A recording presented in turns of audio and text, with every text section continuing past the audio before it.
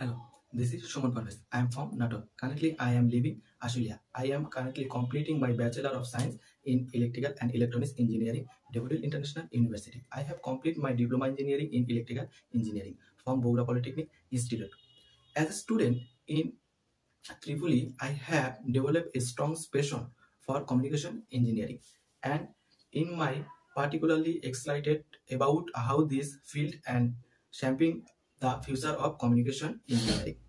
My coursework and project have hope my blind a solid foundation in this area to apply this knowledge in a work setting. Real during my student and other, I have had a opportunity to work on hands-on project. I was invited BRB Kabul Institute Kustia for 3 days on a project how to make fire. I have done my internship from Bogra Polyvidyut Samiti 1. I have also done a project on plant circuit.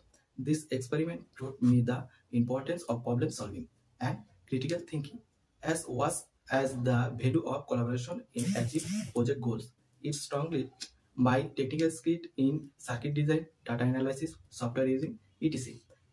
Additionally, I have grand experiment working with motor, rotor, and various machine equipment.